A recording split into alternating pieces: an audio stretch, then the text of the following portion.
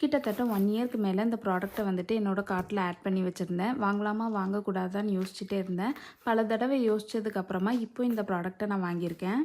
And இப்போ கூட இந்த ப்ராடக்ட்டை வாங்குறதுக்கான மெயின் ரீசன் என்னன்னு பார்த்தீங்கன்னா, ஹேமா சுதர்சன் ஆர்ட் கேலரி அப்படின்னு புதுசாக ஒரு சேனல் ஆர்ட் அண்ட் கிராஃப்ட் ஒர்க்குக்காக ஓப்பன் பண்ணியிருக்கேன். ஸோ அந்த சேனலில் வந்துட்டு இந்த சாஃப்ட் பேஸ்டல் யூஸ் பண்ணி பண்ணுற ஆர்ட்டை வந்து ஷேர் பண்ணலாம் அப்படிங்கிறதுக்காக தான் நான் வாங்கியிருக்கேன். ஸோ உங்களுக்கு வந்துட்டு ஆர்ட் அண்ட் கிராஃப்ட் ஒர்க் இதெல்லாம் பிடிக்கும் அப்படின்னா ஹேமா சுதர்சன் ஆர்ட் கேலரி சேனலை வந்து சப்ஸ்கிரைப் பண்ணிக்கோங்க.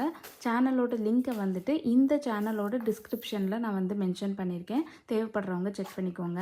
ஸோ இந்த ப்ராடக்ட் பார்த்தீங்கன்னா போத் அமேசான் அண்ட் ஃப்ளிப்கார்ட்டில் அவைலபிளாக இருக்கும். அமேசானில் வந்துட்டு 1300 ரேஞ்சில் வரும் அண்ட் ஃப்ளிப்கார்ட்டில் பார்த்தீங்கன்னா 1000 ரேஞ்சில் தான் வரும். அண்ட் நான் மொத்தமாக 64 கலர்ஸ் இருக்கிற பேலட் வாங்கியிருக்கேன். இந்த ப்ராடக்ட்டை வந்துட்டு நான் அன்பாக்சிங் பண்ணும்போது ரொம்ப பயந்துட்டே தான் அன்பாக்சிங் பண்ணேன். ஏன்னா இது வந்துட்டு சாக் பீஸ் மாதிரி தான் இருக்கும். லைட்டாக ஏதாச்சும் பட்டா கூட நொறுங்கி போயிடும், டேமேஜ் ஆயிரும். அதனால் பயந்துட்டே ஓப்பன் பண்ணேன். பட் எல்லாமே சேஃபாக தான் ரிசீவ் ஆயிருந்துச்சு. பட் கலர்ஸ் வந்து கொஞ்சம் ஸ்மஜ்ஜாக இருந்துச்சு. பட் அது வந்து லைட்டாக கையை வச்சு தேய்ச்சி விட்டாலே போயிடுது. அண்ட் பிக்மெண்டேஷன் பார்த்திங்கன்னா ரொம்ப நல்லாயிருக்கு.